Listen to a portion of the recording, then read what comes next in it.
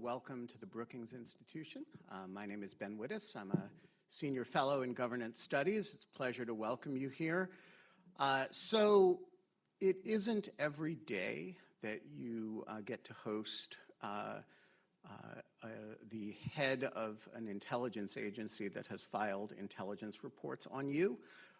But that is actually the delightful position that I'm in, and actually doing it for reasons having almost nothing to do with the unpleasantness that happened between me and the Department of Homeland Security's Intelligence and Analysis Office in the last administration.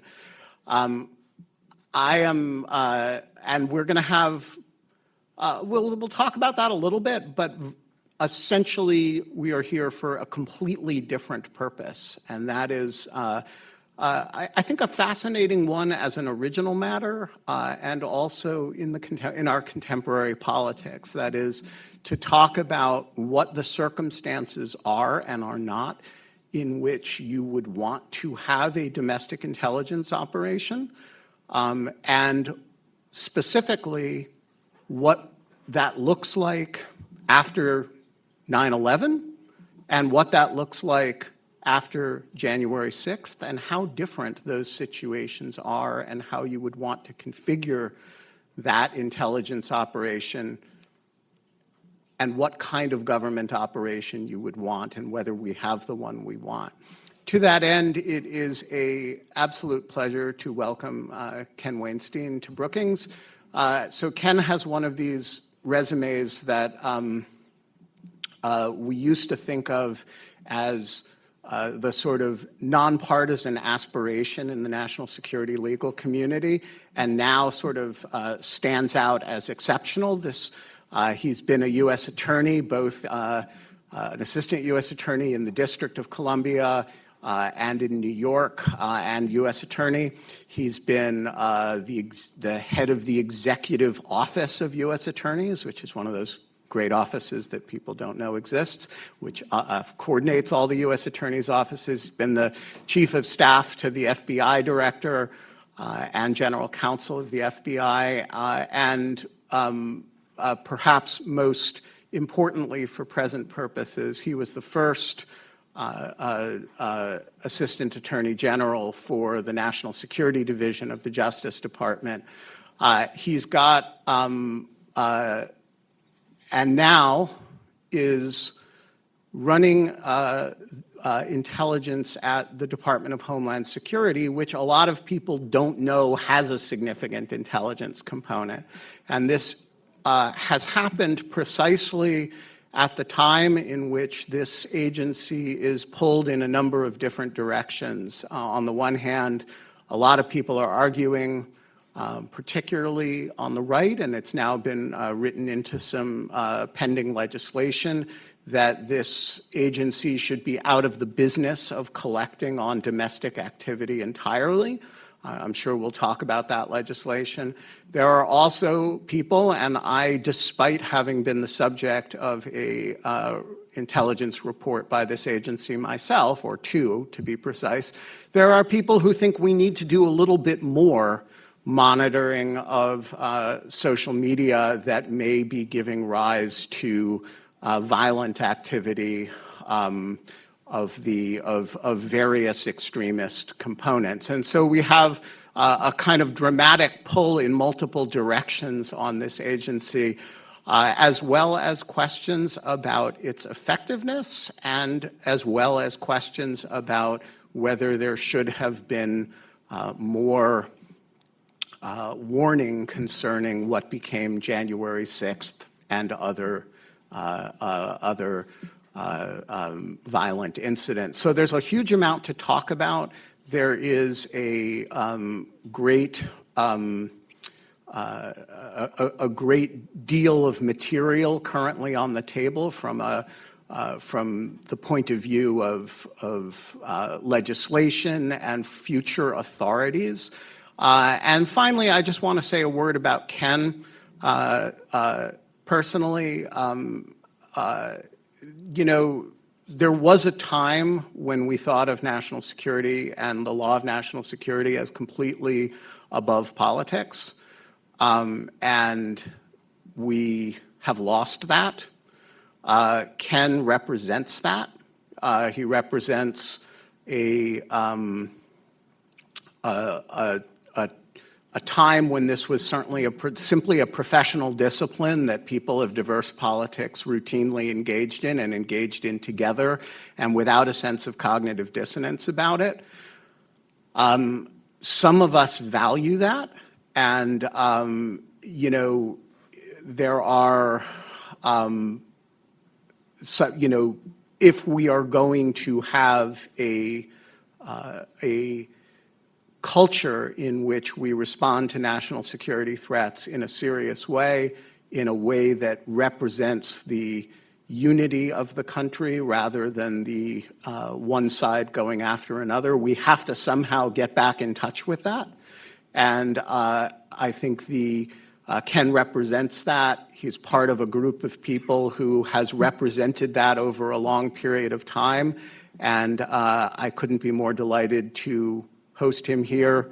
Ken, the floor is yours.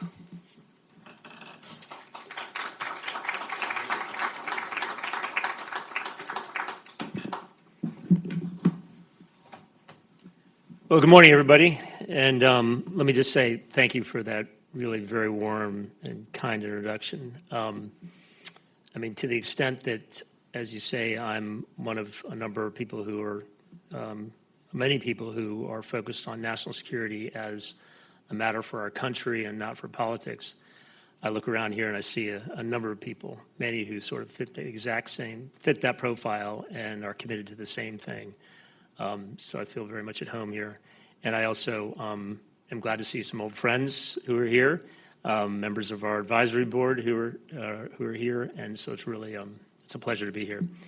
Let me start off by thanking Ben and the Brookings Institution for giving me this opportunity to speak here today.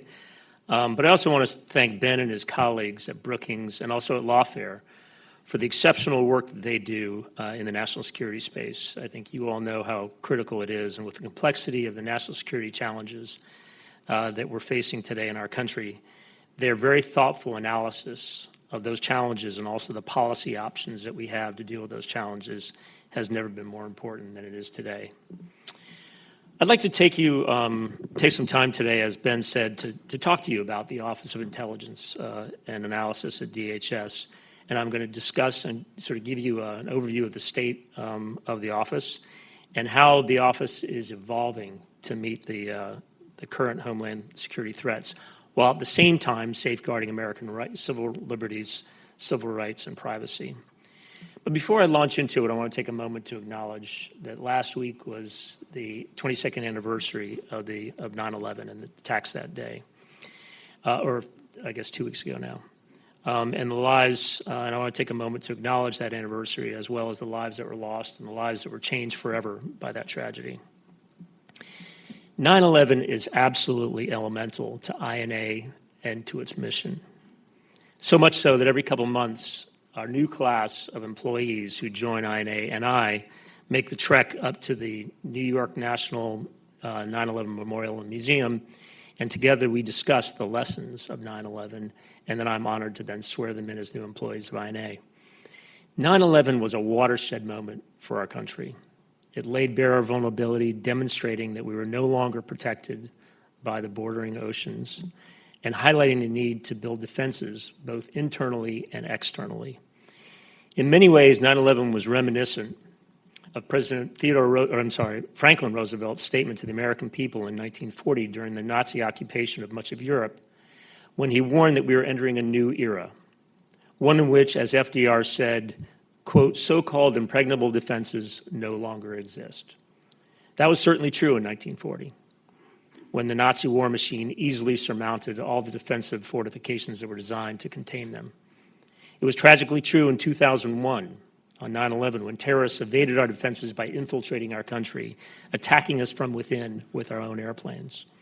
And it's true today, and in many ways even more true today, as globalization and technological advancement are extending the reach of our adversaries, allowing them to threaten the homeland without regard to national borders. We can clearly see this globalized threat in the areas that were highlighted in the annual Homeland Threat Assessment that INA released just last week, and I commend it to you. It just came out last week. It's a public document, and it lays out the threats as we see them today. You can see that in the HTA in the cyber threats by which our adversaries can disrupt our critical infrastructure or interfere with our elections from anywhere on the globe. You can see it in the foreign malign influence operations orchestrated by Russia, China, and other nation states that are designed to exacerbate division and undermine our democratic institutions. You can see it in the online radicalization by foreign and domestic actors who are using the digital ecosystem to recruit and mobilize others to ideologically driven violence.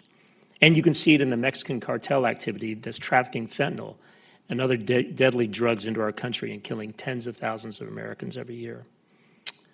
My boss, Secretary Alejandro Mayorkas, highlighted the implications of this globalized threat in his speech, which marked the 20th anniversary of DHS earlier this year, where he remarked that, quote, "Our homeland security has converged with our broader national security," making the point that the traditional demarcation between foreign and homeland-facing missions has now collapsed into a single continuum of authorities and operations that are necessary to protect the American people against the increasing reach and globalization of today's threat.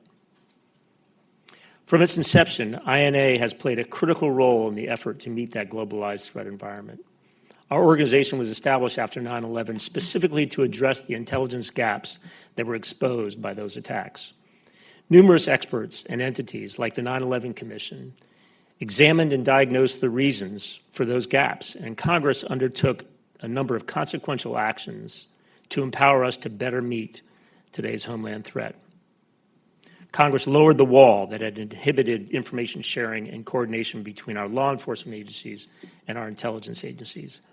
It codified a new definition of intelligence, national intelligence, to clarify that intelligence operations are no longer limited to foreign intelligence, and that we needed a domestic intelligence capacity to detect domestic threats before they came to fruition, rather than simply waiting and investigating and prosecuting them after they harmed our people. And finally, Congress built a federal apparatus to develop this domestic intelligence capacity. In doing so, Congress considered a number of bureaucratic constructs, including one which would have broken off the FBI's intelligence function and created a separate domestic intelligence agency along the lines of Britain's MI5.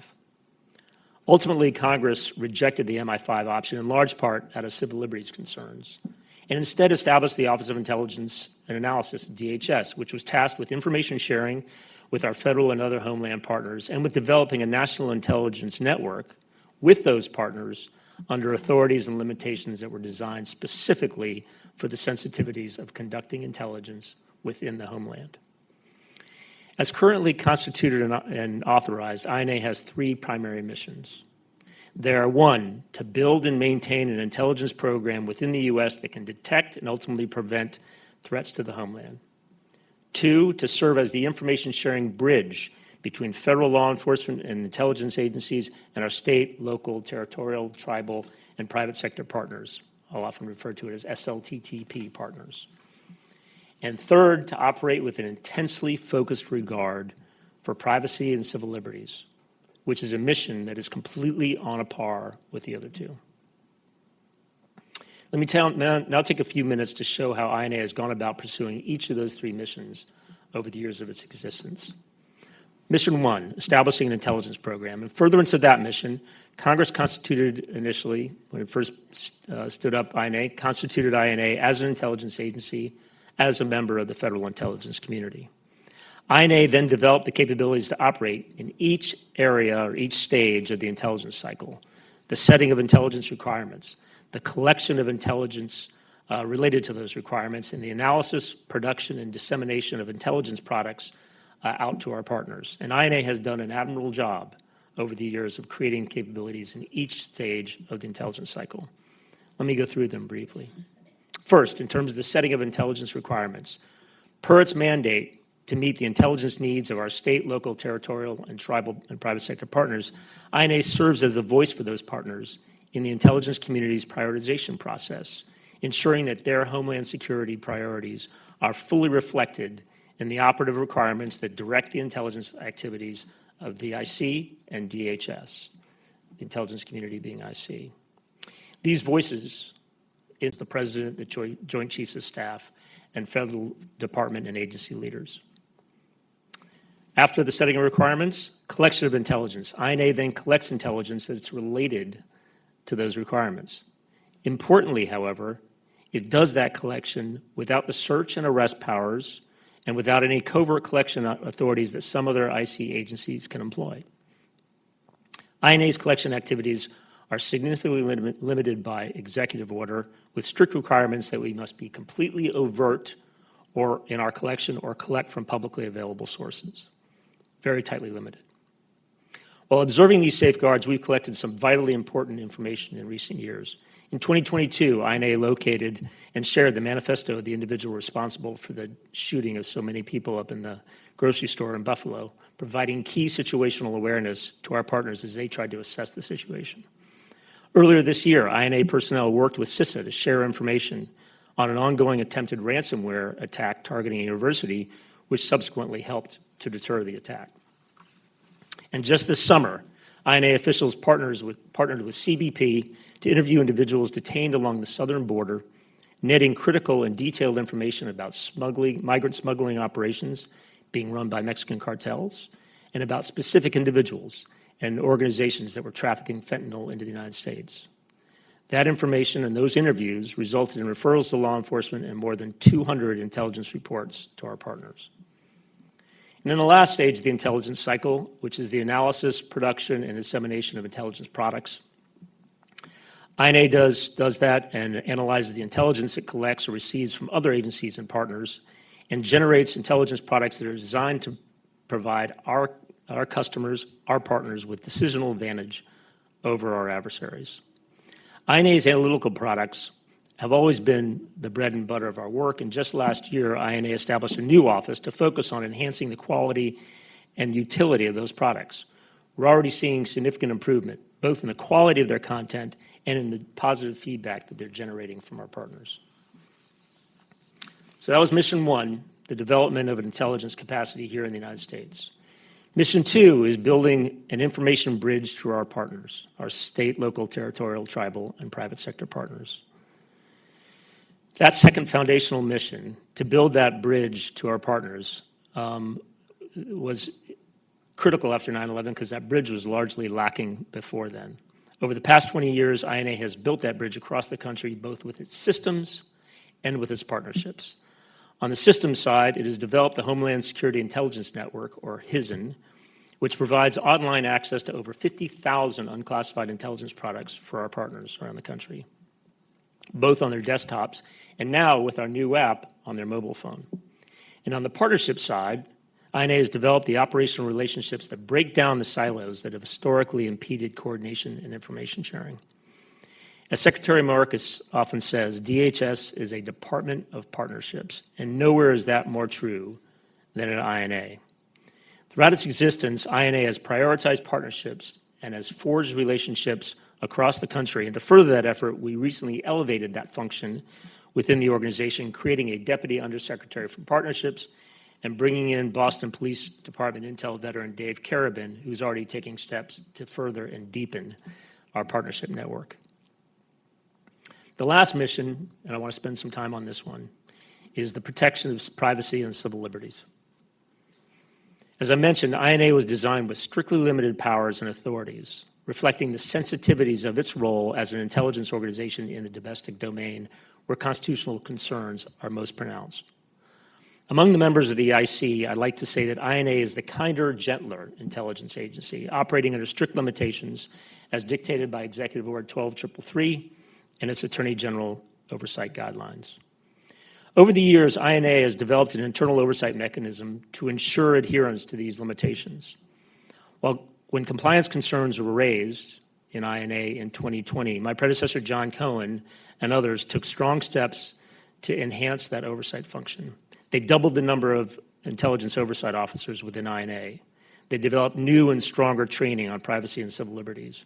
And they brought in 2 ombudspersons, a regular ombuds and an intelligence ombuds, whose sole job is to solicit and address concerns about politicization or any other improper influence on our intelligence operations.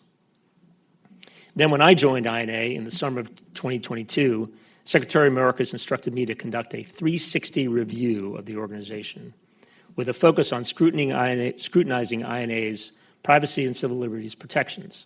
And to do that review, we brought in 3 senior advisors who are experts and longtime professionals in the intelligence community, CIA and Hill veteran Steve Cash, former DHS General Counsel Steve Bunnell, and former NCTC Director Russ Travers. And they helped me in consulting both with outside experts and inside INA personnel to get input on the direction of INA. And this 360 review is already resulting in privacy and civil liberties progress in a number of areas. First, in collection. Much of this progress has been focused on our collection operations, which makes sense because intelligence collection so directly implicates our privacy and constitutional rights. First, in our overt collection program, our overt human collection program, which is our interviewing program, we've undertaken an in-depth review of the rules and procedures to make sure that they provide the level of governance needed for such a sensitive operation. Second, in our open source collection area, we're doing a similar review with a focus on providing our collectors with clear guidance on the distinction between communications that are protected from collection and those related to a homeland threat that are not.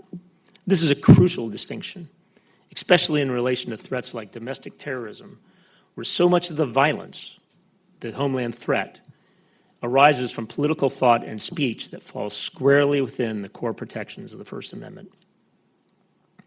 Third thing we're doing in collections, in our field operations around the country, we have outside experts doing a complete review to ensure strong, centralized oversight of their operations. And finally, to fully enhance the supervision of our collection activities, we recently established a new collection division and appointed as its leader a highly respected 20-year veteran from the CIA who's bringing a heightened level of rigor to those operations.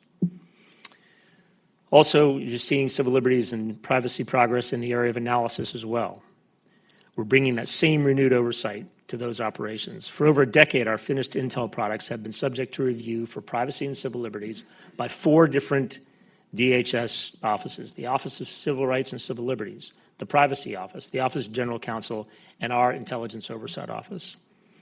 And those products all get reviewed prior to dissemination out to our partners. At the direction of the Secretary last year, we're now expanding that progress to conduct equivalent reviews of finished intelligence products produced by the DHS components, our partner entities throughout DHS. That effort is well underway with the support of our new Intelligence Enterprise Program Office, which is tasked with coordinating and sharing best practices among the intelligence elements of DHS. And the last thing I want to mention in the civil liberties and privacy space is the Transparency and Oversight Program Office. To fully institutionalize all the progress we've made in privacy and civil liberties oversight, we recently established the Transparency and Oversight Program Office in the front office where I sit. It's led by a highly respected veteran DHS attorney, Andy Fawcett, who reports directly to me. And this new office consolidates all the oversight functions that were previously dispersed throughout the organization, including the 8 members of the Privacy Intelligence Oversight Office, the 2 ombudspersons, and the personnel handling everything from FOIA requests to congressional oversight to GAO and IG inquiries. And it consolidates those people and elevates their role within the organization. And with that new office in place and with Andy's appointment, we now have a strong voice for oversight and compliance in all our front office deliberations and policy conversations. These oversight enhancements all flow from our recognition that Homeland Security can be achieved only in conjunction with the protection of privacy and civil liberties. Some like to say that the 2 principles, security and freedom, are at odds, and that there is an inherent zero-sum trade-off between freedom and security. We at INA don't buy that. We feel that both can and must be pursued at the same time. We cannot have a truly secure country if we ignore the values that made our nation strong in the first place. As someone who spent the better part of 15 years as a federal prosecutor, this dual mission is not a foreign concept to me, not at all. Just as I had a sworn and equal duty as a prosecutor to both pursue conviction of the guilty and protect the rights of the accused, we at INA have a sworn and equal duty to both prevent threats to the homeland and protect against incursions into our rights and privacy. With that duty in mind, my colleagues are executing on the founding vision behind our kinder and gentler intelligence agency, and are making transparency, civil liberties, and privacy the foundational elements of intelligence tradecraft in the domestic operating environment. So as you can see, we're working hard at INA these days to execute on that founding vision. To gain support for that effort, we've been engaging with Congress and asking for the legal authorities we need to protect the homeland. As you may know, and as Ben mentioned, there have been efforts in recent years to limit our authorities in a way that would endanger our ability to perform our critical missions. We've been making the case strongly against these efforts, just as our fellow agencies in the intelligence community are currently arguing and authoritatively demonstrating that renewal of the surveillance authority in Section 702 of the FISA Amendments Act is critical to national security, and I firmly agree with them on that. We have been arguing that the maintenance of our authorities is critical to prevent a return to the pre-9/11 state of unreadiness in the homeland. In making that argument, however, we also acknowledge what was a clear lesson of 9/11 and the post-9/11 era, which is that intelligence authorities need to be packaged with sufficient oversight to assure Congress and the American people that those authorities are being used appropriately. With that lesson in mind, we are asking Congress both for the authorities we need to do our job and also for the oversight requirements that will secure the public's acceptance of those authorities and make those authorities sustainable into the future. We're hopeful that the wisdom of that approach, along with the commitment to civil liberties that is reflected in all the reforms and initiatives that I've just recited, that those will persuade Congress to entrust us with the balance of authorities and oversight that we need to protect the homeland. So that's the state of INA today. In short, it is in a state of positive change as it adapts to the evolving threat environment and to the recent reforms to our organization. At the same time, INA is exhibiting a very important attribute, a willingness to change and to improve. As we all know, it is not easy for a government organization to change, but that is exactly what this organization is doing at this point in its history. And that is one of the many reasons I'm very proud to be a part of this organization and to be counted among the INA professionals who do so much to protect our homeland security each and every day. Thank you very much for being here and for listening to my thoughts. And with that, I believe I invite Ben up to the podium. Indeed. Well, we should sit down.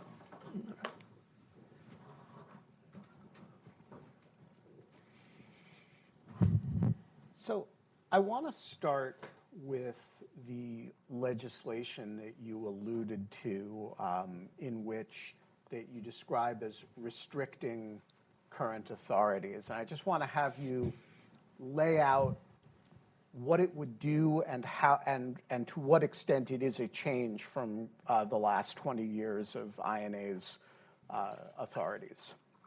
No, thanks for that question, and thanks again for doing this. This is great. Thank you. So look, what I wanted to do, and my colleagues and I felt strongly about this, is we wanted to give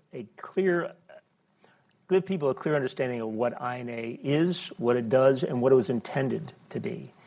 And that's important. I'm kind of a bit of a history nut, and so I can't, and my kids will tell you, I make their eyes glaze over with history stories all the time. But history is important because by looking backwards, you see the reasons why things are as they are today.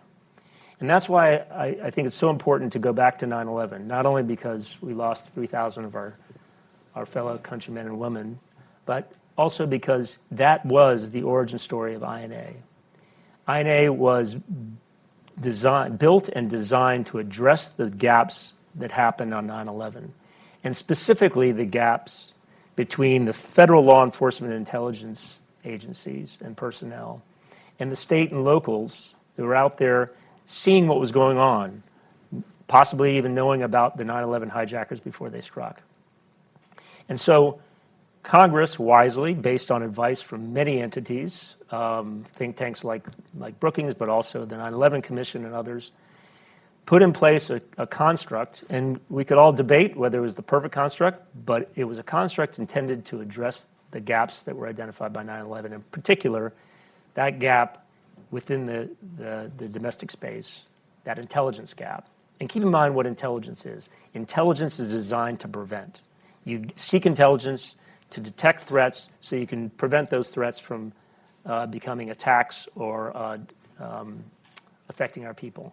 So it was the lack of that intelligence/preventive capability within the homeland that Congress was trying to address. So they set up INA, and INA has the three missions that I just articulated.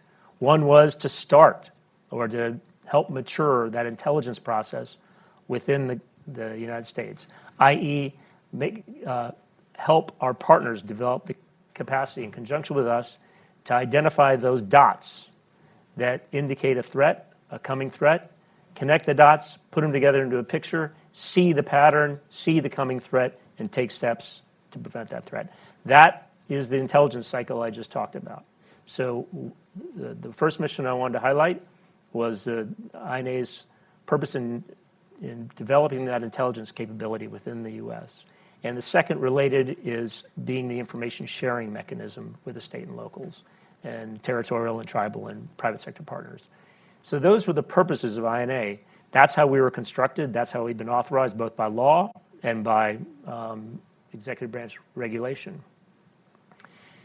Today, many are stepping back and questioning all aspects of law enforcement and intelligence and questioning them through the lens of civil rights and privacy. And I applaud that. I think it's important to do that. I actually think the more scrutiny on our civil liberties and privacy, the better, because it means that people like myself and my colleagues constantly think about that in the back of our minds as we're making decisions. We recognize and are reminded day in, and hour out that we have to think about privacy and civil liberties, not just foiling a plot against us. So people are questioning whether or not we're doing that well enough and that we have our eye on privacy and civil liberties. One output or one product of that questioning has been a sort of a couple different recommendations to scale back our authorities. Same with the authorities of others, like 702, which is the surveillance authority I mentioned. My response to that is, we need those authorities. We can make the case why we need those authorities. We can show you the good things that we're doing with those authorities in place. That's why we just talked about some of the things that we collected with our collection authorities. Don't take the authorities away from us. Instead, make sure that we maintain those authorities, but give us the oversight. Place the oversight on us and require us to come up and explain what we're doing on a regular basis to Congress, to inspector generals, or what have you. That is the debate that is carrying out right now between us and Congress, and I'm hopeful that we'll get to a good place. But I guess there are a lot of different ways to scale back authorities, some of which are more congenial and some of which are more objectionable. Specifically, what is being contemplated in terms of a rollback of authorities?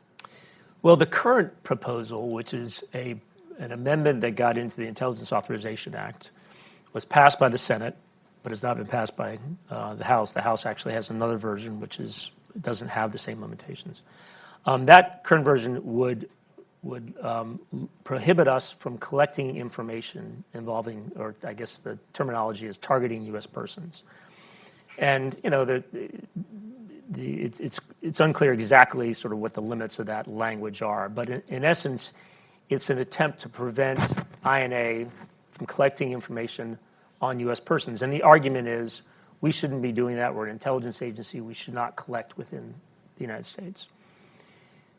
I don't think I need to exhaustively go over what I just said, because the purpose of what I just said was to explain why it was the need for that capability and the need for that intelligence capacity that led to the birth of INA in the first place.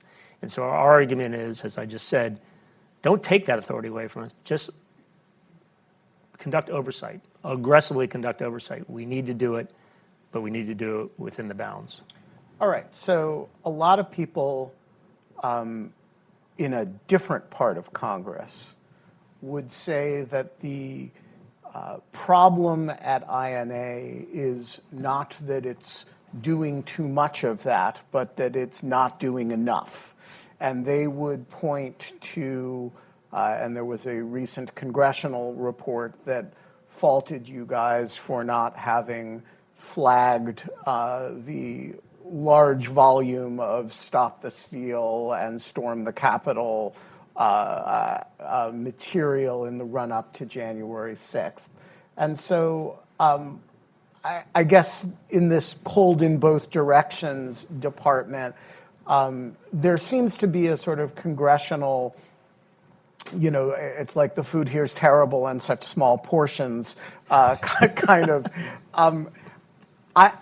I guess I want to give you a chance to respond to the whiplash criticism that, hey, you know, you have under current authorities, when half of the press was saying, gosh, there's going to be a riot at the Capitol tomorrow, INA did not produce work product that anticipated the scope or magnitude or fact of the danger. And so, you know, the response to the rein it in because it's repressing conservative thought response is actually, it's not even stopping the violent stuff, anticipating the violent stuff.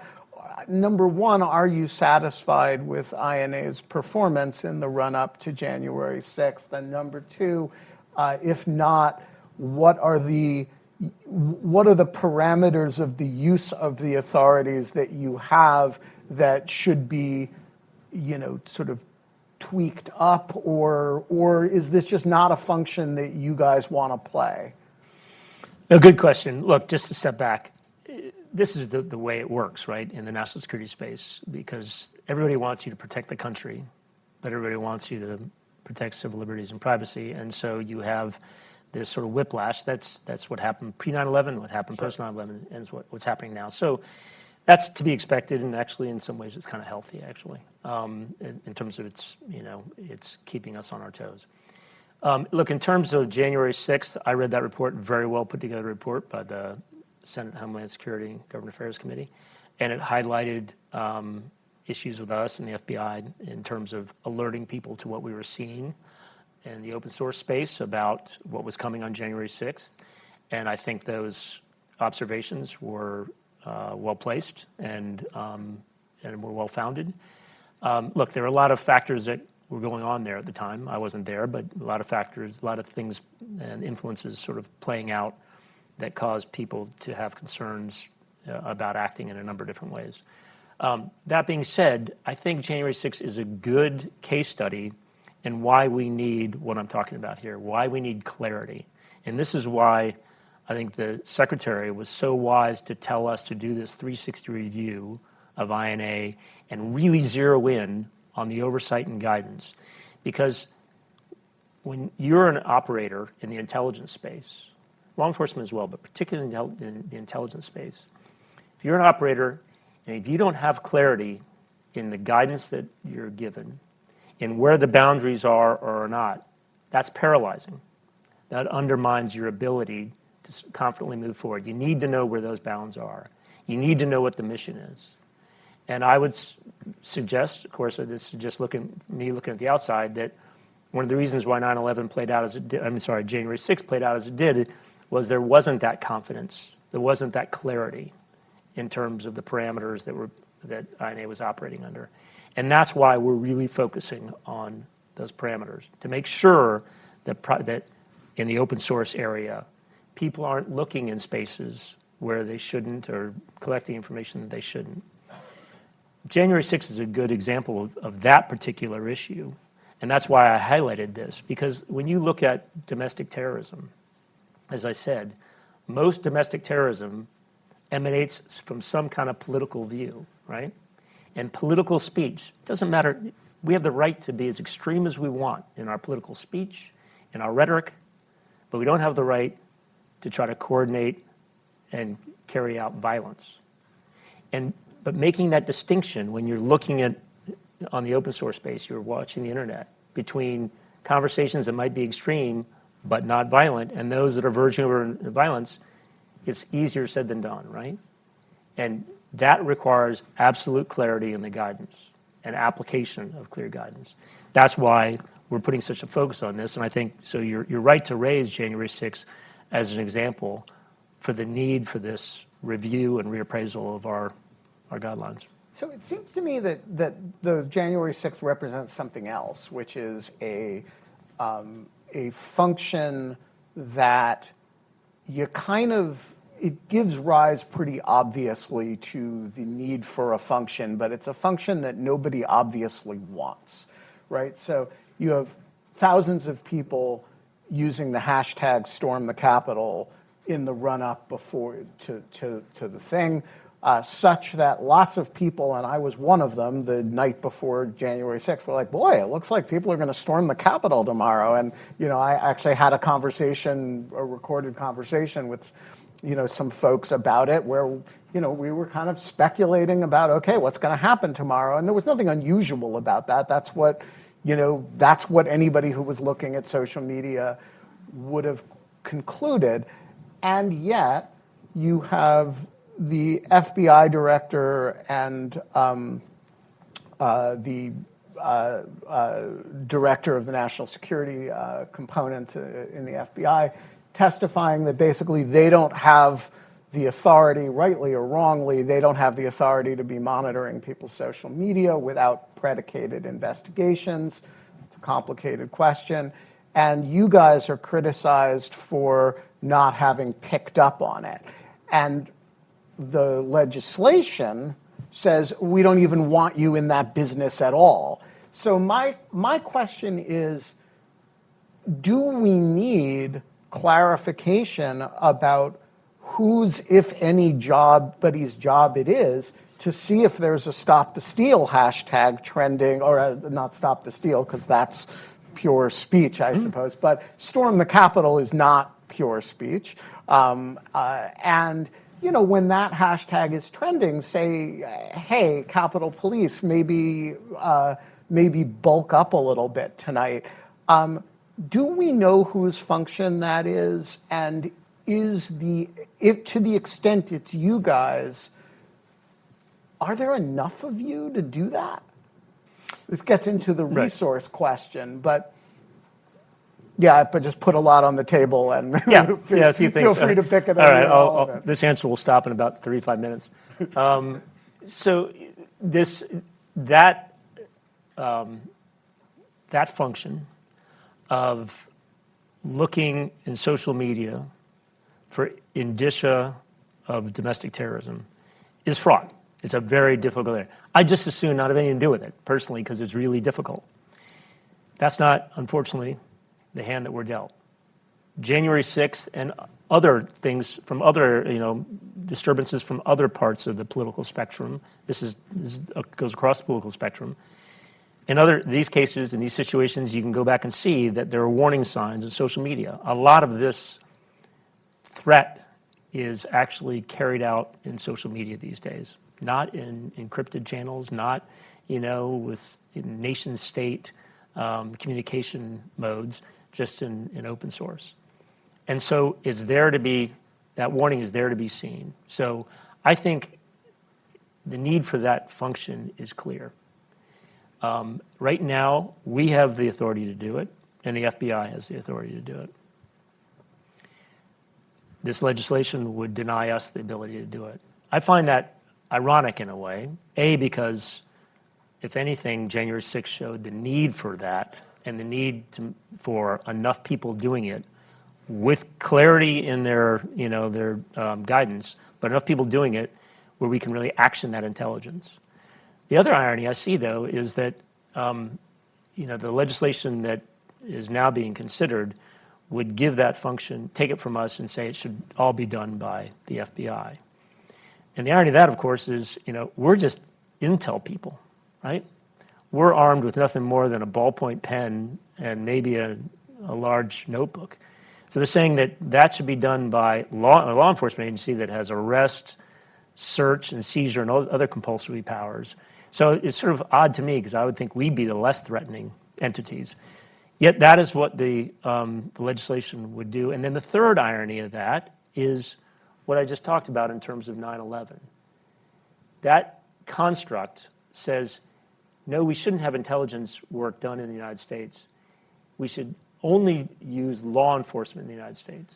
And you use intelligence outside the United States. What does that do? That resurrects that wall that Congress very intentionally dismantled after 9/11. So I find that position ironic for those three reasons. I'd add a fourth reason, which is that the FBI doesn't want this function. And, the fact that the director in congressional testimony kind of disclaimed it, whether he's right or wrong about his authorities, it certainly indicates this sort of cultural inhibition in the Bureau against playing this sort of role that,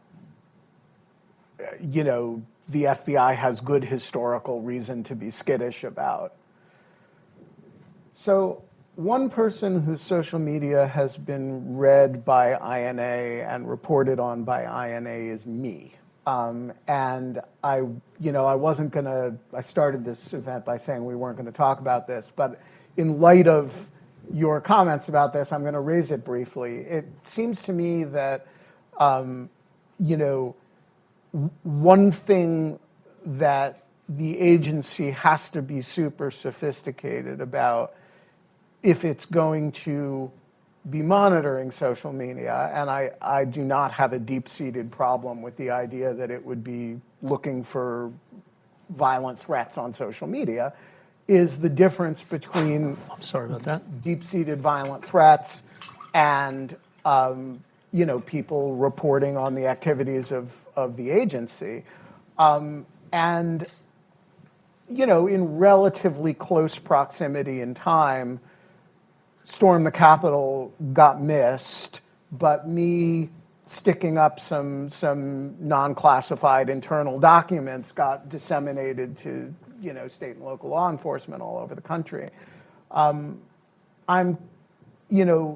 This raises the sort of privacy question that you identified as the civil liberties question, since this wasn't private material, that you identified as this third mission. And if INA is going to play this role, presumably it's got to be very sophisticated about the difference. So I'm interested in the reforms that you've implemented and supervised in terms of making sure that when you're monitoring social media, a cheeky post with an internal document is not confused with a threat of violence or a threat of lawless activity.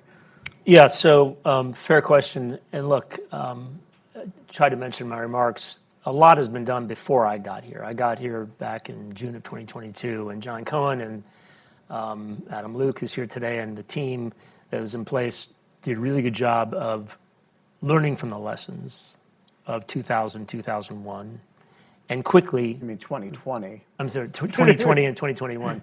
You're old when you're getting your decades off by 2 decades. Well, you got all the digits right. Yeah, there you go. In the wrong order. Okay, I'll take credit for that. They responded quickly. And so I thought it was important to list some of the things that were put in place before I even got there. And so one of those was significantly enhanced training. And look, training, you always hear the training, I got to go to training. It's absolutely vital in this space, and especially in the open source space. And we're working on that, and we're revising our guidance now. We're doing a full review of operations there, focusing on those particular issues, those line drawing issues. In terms of your particular issue about reporting on journalists, we now have clear guidance, and we'd be perfectly happy for it to be made into law that we will not collect and report on First Amendment journalist activities like yours. So I actually think that the groundwork is laid, and we're actually building a good structure right now that is going to make sure that that kind of misstep doesn't happen in the future. So we're going to go to audience questions shortly. If you have a question, flag it for me, and I'll make sure a microphone comes around to you. Please do state your question in the form of a question. If you prattle on, I will cut you off with a shocking lack of due process and civility. So we can prattle on, but they can't. Exactly. The only people who get to prattle on today are us. While we are getting, we also have a set of questions from the electronic audience. While they are queuing up, I wanted to ask you, you had mentioned 702. You are part of the administration. You guys obviously don't use 702 material yourself, but you were, I think you were at NSD when 702 was first passed, or at least when it was in the rough period. And so you have like a pretty deep understanding of the set of issues involved, and I'm just interested in whether you think the sort of emergency tone that Matt Olson is taking about this is overwrought in any way, or is the potential lapse of 702 at the end of the year as big a crisis as the administration makes it out to be? In short, yes, it would be as big a crisis as it's being made out to be, in some ways even more of a crisis. So look, let me just take a minute about this, because I feel very strongly, very passionately about this issue. Many of you know this, but 702 is the section within the FISA Amendments Act that was passed in the summer of 2008. And it was an amendment to the Foreign Intelligence Surveillance Act that was passed in 1978 that put in place a structure for getting court authorization for certain national security or intelligence electronic surveillances here in the United States.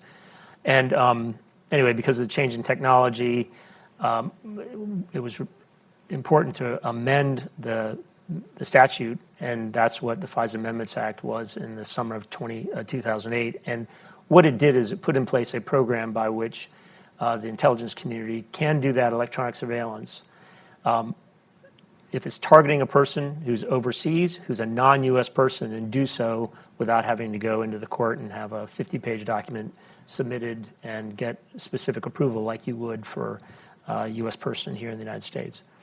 And that has been absolutely critical, because it has allowed us to keep sort of nimble, real-time attention on our adversaries overseas who are non-U.S. persons. And it has come into question and some controversy for a number of different reasons, some sort of political, but also just, as I said, because this is a strong national security authority and therefore deserves to be carefully scrutinized. But I was at the National Security Division and testified probably a dozen or 24 times about, about that legislation as it was being proposed and debated. And I will say, back to your point about sort of the nonpartisan approach to national security, I think that legislation was one of the best examples of nonpartisan legislation. It was done in a tailored way, but done out of a recognition that this was important for the national security, and that we needed to lock arms up in the Hill and pass the legislation, and they did. And it was done, by the way, at the trough of the Bush administration's popularity. If you want to look at a moment in time in which there was every reason to doubt that you could do something like that, surely that 2007, 2008, 2009 period would have been one where you would say it couldn't be done, and yet it was done. No, the administration did not have a strong political hand at the time, and but nonetheless, I think people just stepped back and said this is necessary for national security. And since then, it's proved to be absolutely indispensable. And you can read all the statistics.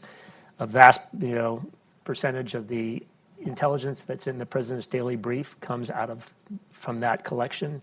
There have been examples about how crucial it is, for example, in the fight against fentanyl and fentanyl trafficking into the United States and other serious threats against the PRC and others. So it would be absolutely devastating if it were not reauthorized. It's been reauthorized, I think, twice before. I think I've testified on each of those occasions. It would be devastating if it weren't, and I think the President's Intelligence Advisory Board recently came out with a very strong report about it, looking at it from all sides and concluding, I can't quote it, but I think they said it would be the greatest intelligence failure of our time if the Section 702 was not reauthorized. So I think that it's imperative that it be so. So I want to start with a question from the electronic audience, which asks whether you see the conviction and sentencing of the Proud Boys and Oath Keepers defendants as making a significant difference in the threat environment. And I want to expand the question a little bit to, to say that one of the substantial policy decisions that the Justice Department has made in this administration is to focus really relentlessly on January 6th perpetrators. And they've gotten some criticism for that for a while. But there's also something to talk about in terms of the deterrent effect of it. There have been 1,200 of these cases capstoned by the Proud Boys and Oath Keepers. And so I'm interested in your intelligence assessment of the deterrent effect of these prosecutions in terms of other far-right violence. Well, I'd like to think actually the deterrence would be not just on the far right, but far left as well. Sure. And I think two things about that whole exercise by DOJ. And of course, I'm not at DOJ, spent most of my career there, but I haven't been there since January 6th. But I applaud what they've done. And I think it's had sort of two sort of primary impacts. One is more atmospheric, maybe, but I think has made the statement that the conduct that was terroristic that day, and keep in mind, there were people on January 6th that were up there acting in the best spirit of American democracy and voicing their views publicly, protesting. Amen. But there are those who then engage in violence. That's stepping over the line. And by bringing these prosecutions, it's made the statement that there is that dividing line, very clear, and we're going to focus on those who did the defendants in the Proud Boy case, those who were engaged in domestic terrorism. I think, secondly, beyond making that statement, it has the series of prosecutions has had a deterrent effect. In fact, we've seen it, and we've, as an intelligence matter, we've seen that it has had has dissuaded people from engaging in similar conduct in incidents and at junctures in our current affairs since that date.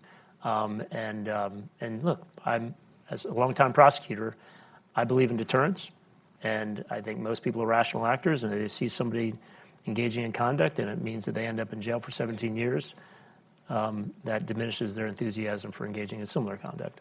And how more broadly do you see the threat environment with respect to domestic terrorism, both of the far right and of the not, of other movements?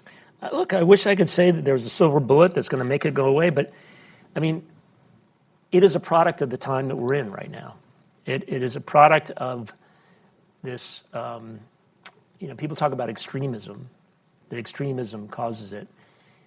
I'm fine sitting down with somebody who has extreme views and sharing our views and getting in a heated argument and then buying each other a beer. That's great. Nothing better than that. The problem that I see now is that people demonize folks on the other side.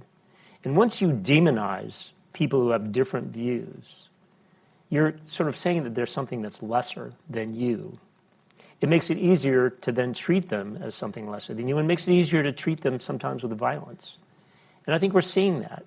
And that's why I think it's so irresponsible when people who have a public voice engage in that demonization, because that is just perpetuating and building the circumstances and the conditions for domestic terrorism. So until that gets moderated, and I think it's much worse we're all good old days people, right? And we look back in the old days through, rose-colored glasses. But, that willingness to demonize the people you don't agree with has gotten significantly worse as I've gotten older. And until that gets better, I think domestic terrorism is here to stay.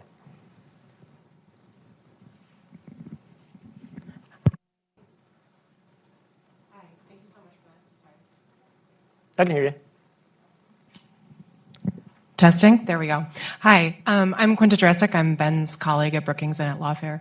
I wanted to ask more about what you were saying in terms of the importance of oversight, because one of the complications in terms of both INA and the FBI's ability to engage in the kind of intelligence collection that we would want to see to prevent extremist attacks, for example, January 6th, strikes me as actually, in some ways, the presence of oversight itself. So I was thinking, for example, about the famous 2009 INA report on the rise of far-right extremism among American veterans, which of course led to a huge backlash in Congress and an enormous amount of pushback on INA. That was also oversight. Now, of course, we're also seeing a great number of voices in Congress voicing discontent with the Bureau, for example, for looking into far-right extremism on the grounds that it's potentially, silencing and censoring people on the right. Obviously, acknowledging that there is a difference, as you say, between people expressing their views and engaging in violence. So on one hand, we could say, we want these agencies to have some level of insulation so that they can engage in the kind of intelligence work they need to do without being afraid of pushback. On the other hand, of course, as you say, it's very important to have that oversight so that we can, be sure that our civil liberties are being protected. So particularly in this political environment, I'm curious about how you think about navigating those two poles. That's a great question. Thank you. Look, as Ben mentioned earlier, politics is there. We're in D.C., politics is all around us, and politicians and the American public are going to have their views about what the executive branch does with its law enforcement authorities and its national security authorities, and will express those views. That's different from oversight. Oversight is looking at the rules, making sure that we are following the rules, probing and scrutinizing our operations, and calling us out when we don't follow the rules. That's what oversight is. It's not making sure that we pursue a particular political agenda. So that's the oversight I'm talking about, and that's what I want. Now, in terms of the political influence and the political environment, in keeping that, or as you say, insulating our people from that, that's my job. That is my job. My job is just, and the job of my leadership team is to sort of be the bulwark and say, here are the rules. You apply the rules without bias or favor across the political spectrum. Wherever there is a threat that warrants intelligence activities, you focus those activities appropriately against that threat, and we'll support you even if somebody doesn't like you doing it for political reasons, because you're doing it in accordance with the rules, right? So that's really my job. I see it as the head of an intelligence agency or any national security agency, is to do that. But to do that, we need clarity in our rules. We need people to have a clear understanding internally about what to do and what not to do. And people need to understand why we're doing it. And that's one reason why I'm so happy to have an opportunity like this to explain to you what we're doing and why we feel so strongly about it. Sir. Thank you very much for doing this. Jeff Selden with VOA. Hey, Jeff. A couple of questions, if I may.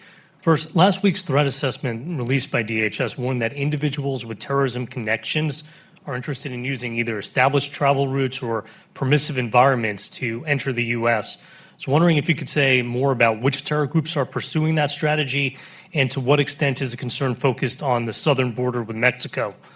Also, just yesterday, Canada made some serious allegations about India being involved in the killing of a Canadian Sikh leader. How big is the threat from India or other countries to dissidents in the United States? So, great question. I'm sorry, you're with whom? Voice of America. Okay, thanks. So in terms of, I'll take them in reverse order. So the question about foreign nations trying to persecute or target dissidents here in the United States, I won't speak to that particular report, but I will say that if you look in our Homeland Threat Assessment and in other products that we put out, we have seen an increase in foreign nation-state efforts to repress and persecute people they see as dissidents here in the United States, transnational repression, as it's called. And we're seeing that from the PRC police stations that are set up here and being used to monitor and harass people that they think are unfriendly to the regime. We're seeing it in other countries who are targeting people here in the United States. And it's obviously a huge threat both to those individuals but to our sovereignty. Here it is, we have people who have come to the United States, as generations have before, as a place of freedom, and their old regimes back in their home country are reaching out to try to intimidate them. So we have to do everything we can to prevent that. So before you go on to the first part of the question, I actually want to follow up on that because I have what I'm going to cheekily call a sources. Are you violating the anti-prattle rule now? Exactly.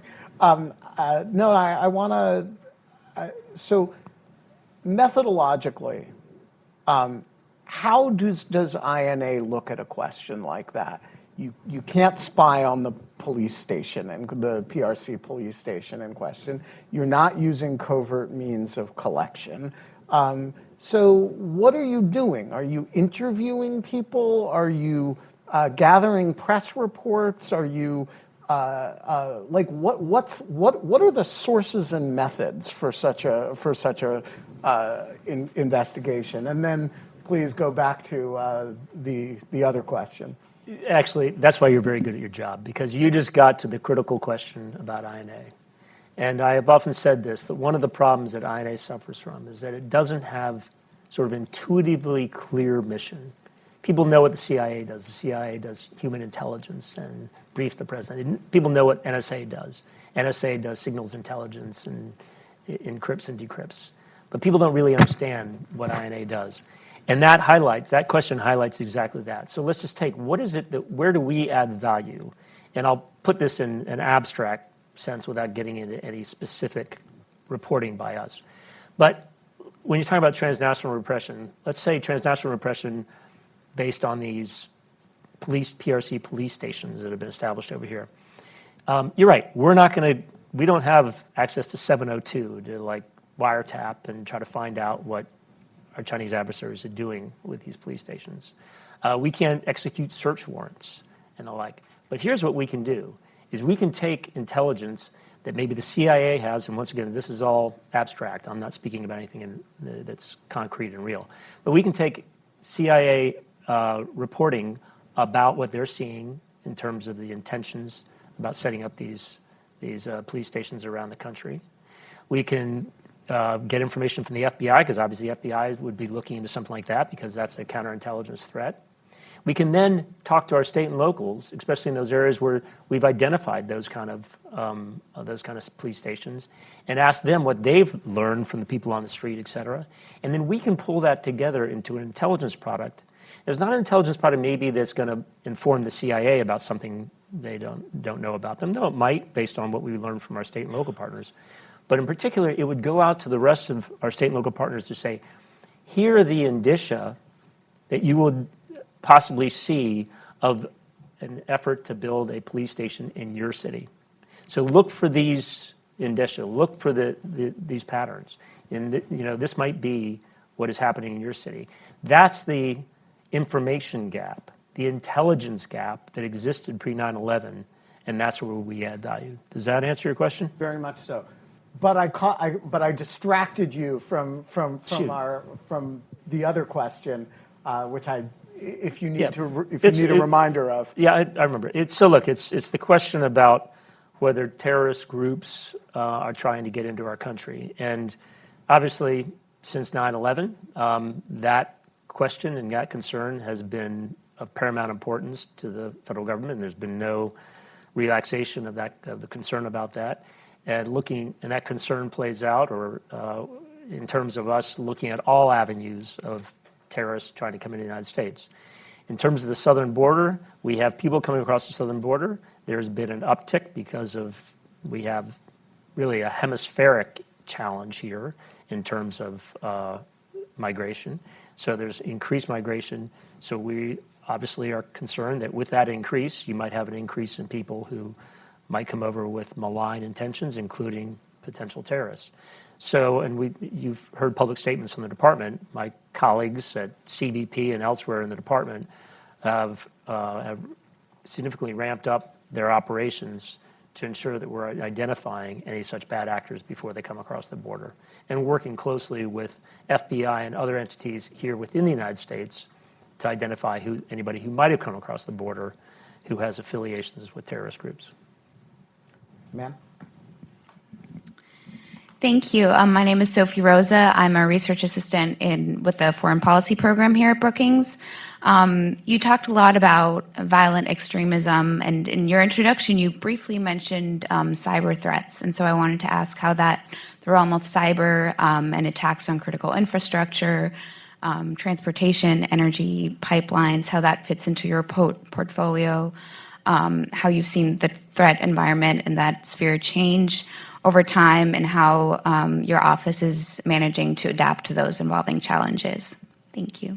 Sure, great question about the evolving threat, and that's cyber obviously is probably the biggest example of the evolving threat, and we are, I think, strongly positioned to deal with the cyber threat in the following ways. We work with CISA, the Cybersecurity and Infrastructure Security Agency, our colleagues at DHS, and they focus like a laser beam on that threat and all its manifestations. And we do the intelligence work to assist in those operations. And I think I mentioned one incident where we collected some information about a cyber attack against a university, which is very helpful for preventing that attack. And we do that sort of across the range of cyber threats. And cyber threats can be, attempts to interfere with our elections, both the process and the election political environment. It can be ransomware attacks, which are really devastating to the tunes of billions of dollars of lost revenue by American companies.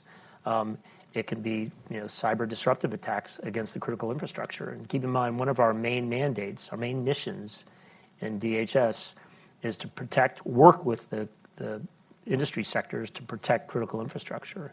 And we're seeing time in and time, day in and day out, adversaries, both domestic but also in particular foreign, who are trying to disrupt, engaging in disruptive cyber activities against our critical infrastructure.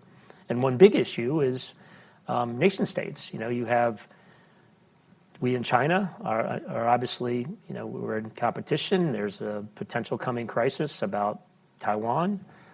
We in Russia, obviously, are at odds over Ukraine, and there's always the concern that those nation states and others might be pre-positioning themselves in our systems, our critical infrastructure systems, in a way that they would then, if things came to a head between us, over Taiwan or over Ukraine or otherwise, they would then take advantage of their pre-positioning to disrupt our infrastructure sector. So we're working vigorously in that area, and it's a threat that, like domestic terrorism, isn't going anywhere. It's only going to get sort of more unmanageable and more challenging as technology evolves. Hi, Greg Nogine with Center for Democracy and Technology. If you had the capability of doing it, would it make sense and would it be permissible for INA to monitor all social media all the time in order to find the information about potential attacks and other intelligence risks to the United States? And if not, if that wouldn't be appropriate, what's the trigger? What's the trigger for monitoring social media? Great question. Right, so thanks, Greg. Greg and I have known each other for years and been engaged in a number of these panels and debates over the years, and always been very productive. And thank you for that question. So, look, we don't and we can't and don't just monitor the internet, just snooping around into people's private conversations. What we can do in terms of viewing and collecting is focusing on those communications that relate to a homeland threat, to one of our missions. So we can only collect something if it relates to one of our missions. And our missions can be, protection of critical infrastructure, et cetera, or protection against cyber threats, or protection against domestic terrorism. So we're limited in that respect. Our guidelines limit what our operators can do and require that they go through certain steps to ensure that before they collect anything, there is a connection to a specific mission of ours. And in fact, in this current debate about the legislation that's been proposed, we're laying out those procedural steps that a collector has to take before collecting on relevant information and then disseminating it. And we're recommending that it actually be codified, that it be put into law, because we're fine with that. Because I get the concern that you have this sort of Orwellian operation that's just looking at everybody's private conversations and then deciding what they want to collect on. So I hope that answers your question. But the trigger really is, it has to be something that's concrete in relation to a threat. So if we see somebody saying, storm the Capitol, that's something that we could collect.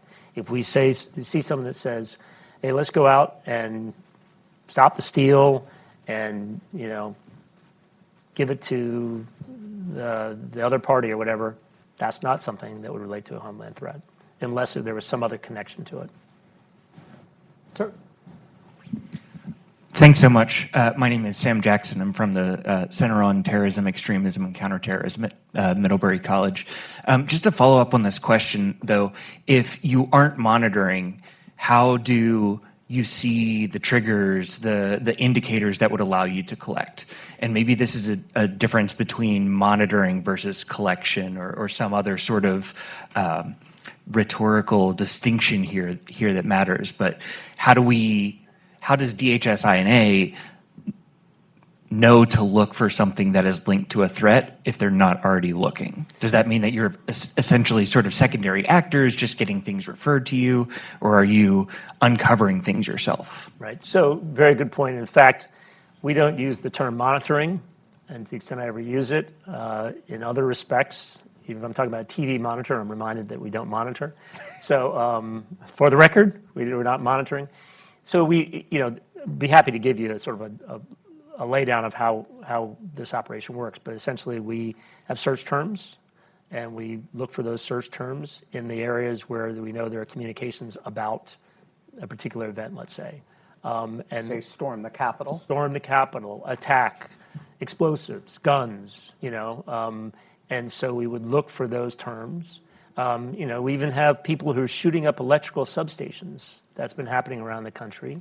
And it's happening in large part because people talk about trying to accelerate the end of government. And if you take down the energy grid, that'll accelerate the end of government, and then they can then build a new government that's more to their liking.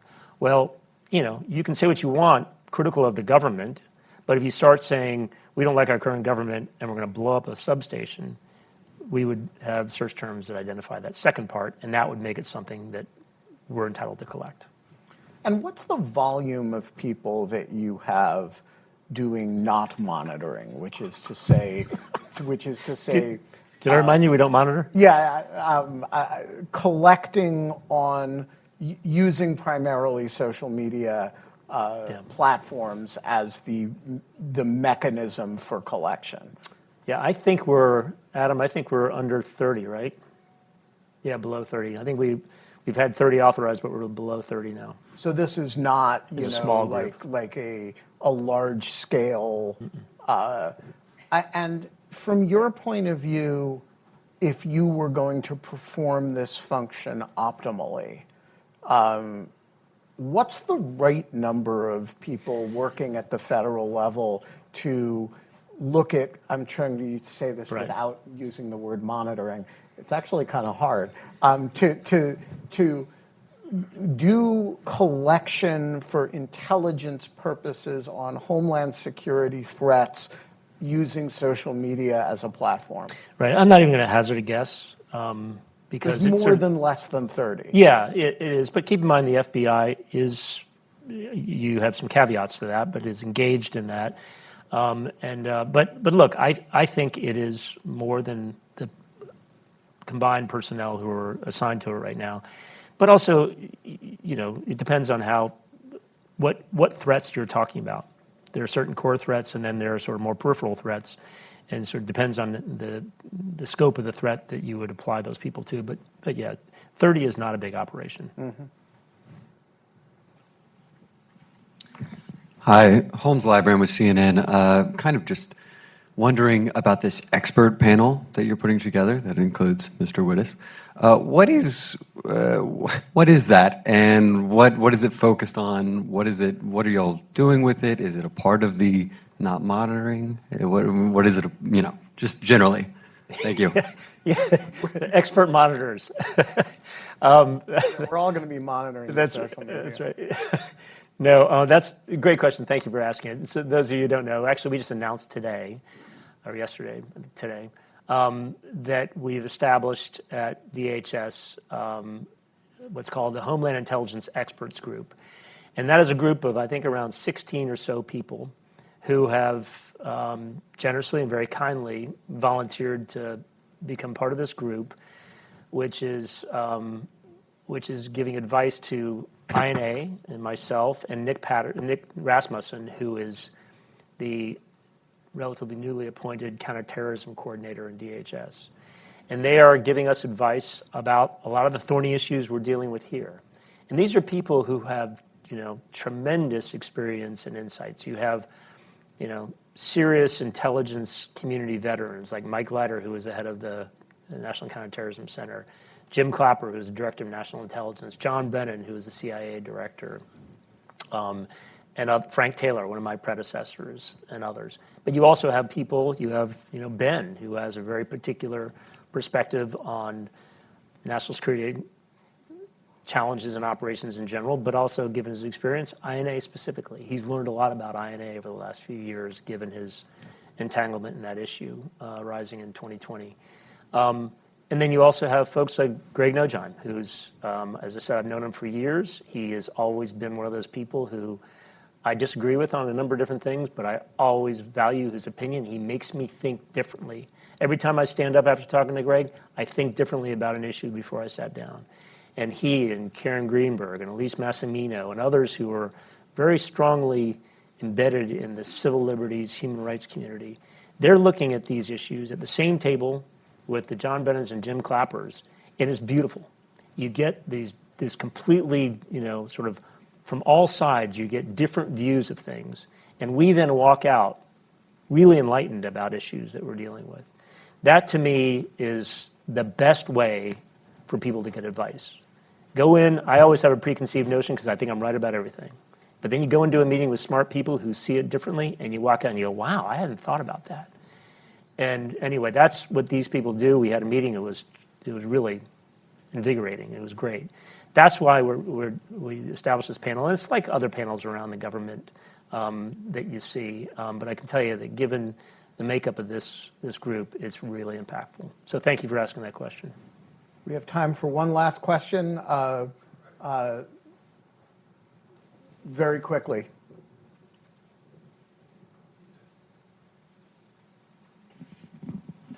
This poor gentleman's been waiting. Sorry. No, that's okay. Go ahead. I'll just give a short answer. So I have a question that's a little bit tangential to just the collection of intelligence, but more about the response to it. And thank you very much for your time today. So I know that in the United States, there's a separation of powers, but in D.C., it seems that the only person who has any authority on the use of force in a response is the president, because there is no National Guard under Congress, and the D.C. mayor does not have the ability, unlike all the other 54 National Guards, to mobilize their own National Guard. Do you think that this is a threat to American national security to not have uniquely in D.C. this division of power in mobilizing a response to a potential future riot or violent activity in the Capitol? And thank you. Yeah, no, thanks for that question. I got to tell you that's something that I can't claim to be an expert in.